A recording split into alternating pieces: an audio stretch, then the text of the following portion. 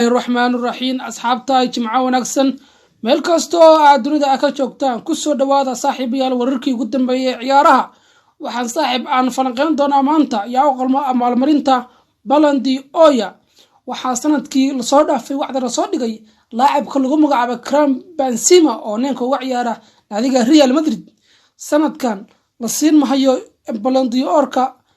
Ronaldo Messi iyo laacibka Luka Modric sanadkan waxa halkaas kala bixi doona لاعب كل جمعة على كريم بنزيما أو ولا نادي ريال مدريد صاحب هذه أي تأمر كوجو الرئيسي أصابه جنال كان فضل كريم نصر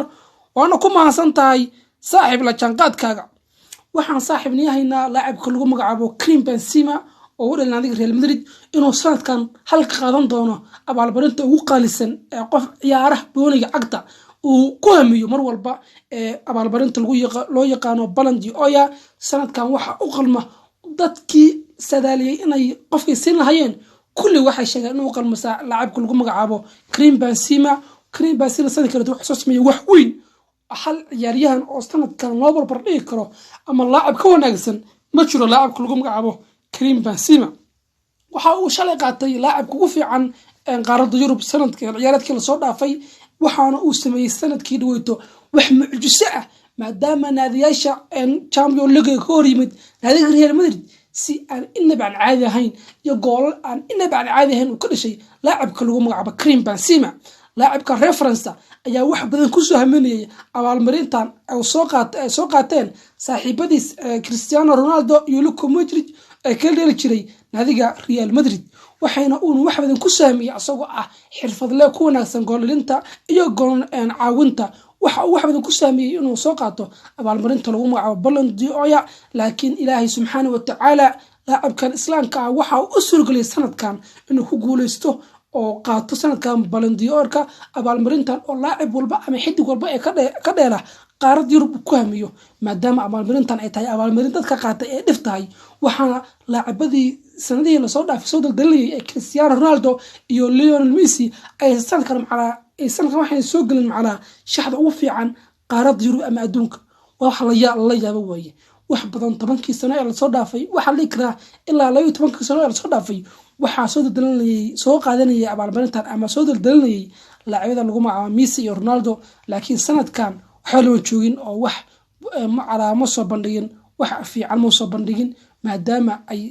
naadiyaasha la jirnay Paris Saint-Germain iyo naadiga lagu magacaabo Manchester United ay ku hareen 16 markii ay Atletico iyo naadiga lagu magacaabo Real Madrid ay kala reebeen labada naadi ee lagu magacaabo Paris Saint-Germain oo u dheelo Lionel Messi iyo naadiga lagu magacaabo Manchester United ee reebtay Atletico Madrid ee u dheelo laacibka lagu magacaabo Ronaldo marka sanadkan saxaabay waxba kama qaban baan leeyahay qaarada Yurub iyo dhamaan adduunka oo dhan laacibada lagu magacaabo Messi iyo Ronaldo sanadkan waxa Ballon d'Or loo saadaalinaya ama leeyahay uu qaadan doona laacibka u dheelan Real Madrid ee Karim Benzema waxaan ognahay inuu xirfad leeyahay bool dhisi kara ninkana goolku ugu shubay ka waran naadiga lagu magacaabo Chelsea markii uu dambeysay ninkan wuxuu laacib yahay labadii macnaha difaaci ugu adka Yurub oo jooga Chelsea Rudiger iyo Thiago Silva ayuu loo madax ka dhishay kulanka hore ee wareegga sida dhamaadka Champions League sanadkii la soo dhaafay marka ninkan saaxiib sanadkan wuu qalmaa anigu ninkaas wixii soo dhan waxaan ku iri waxaan leeyahay geel iyo arax lagu diro macala Benzema Ballon d'Or-ka 100 geela iyo 100 ari iyo 100 ida ha lagu diran leeyahay de waxa uu soo sameeyay wax ma aysan ka dhawato waxa mucjiso ninka wuxuu ahaa Real Madrid furdaamiya ninka Real Madrid isku haya ninka Real Madrid ay ku tashanayay mar walba iyo xil walba ay boon dhaliso waxa uu ahaa laacib lagu magacaabo Karim Benzema sanadkii wuxuu soo qaatay liigaha oo si xoog ama awood ku soo qaatay liigaha iyo kabtiisa waxa uu sanadkii dhawata qaatay soo qaatay oo kale Champions League oo ahaa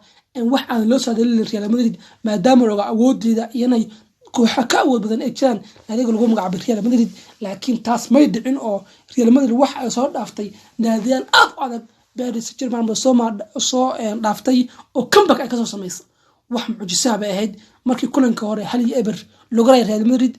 kulankii labaad ee Santiago Bernabeu gool lagu shubay laakiin dib ayaa kasoo gabatayoo waxa ay samaysay wax mucjiso ah markii ay Real Madrid ka dhalisay 3 gool oo degdeg ah. Karim Benzema ayaan looga mahad celinay 3daas gool uu ka dhashay Paris Saint-Germain kulankii dhamaadka Champions League Real Madrid waxay ku dhacday naadiga Chelsea waxaana ku soo samaystay wax inaba caadaheen markii la yimid garoonka Stamford Bridge oo 3-0 loo maday naadiga Real Madrid halka gool uu ka keenay laacibka lagu magacaabo Jeff Haas. marka saaxiib wax awood bay ahayd kadib markii la yimid garoonka Santiago Bernabeu waxa Chelsea la timid 3 gool oo ka soo gaargooday naadiga lagu magacaabo Real Madrid halkaas oo ku noqotay 4-3 gool oo Real Madrid ay 3 gool laakiin laacibka lama helaanka Rodrigo ayaa bareejiyay naadiga lagu magacaabo Chelsea halka gool saddexaad ugu shubay afraad ugu shubay laacibka lagu magacaabo Karim Benzema. marka saaxiibayaal taas soo sameeyay waxa uu wax la yaab la soo sameeyay kulankii asay saaxiibkiisa lagu magacaabo Rodrigo kulankii Manchester City oo awood iyo quwad ku soo saaray laacibka lagu magacaabo Karim Benzema markii kulankii hore lagu ciyaaray Stadium oo la galgartamay naadiga lagu magacaabo Manchester City. marka saaxiib intaas ku soo gabagabeynaa falanqeynteeni haddii aad ugu soo joogtid subscribe noo saarin fadlan subscribe noo saar waana ku mahadsantahay saaxiib la janqadkaaga.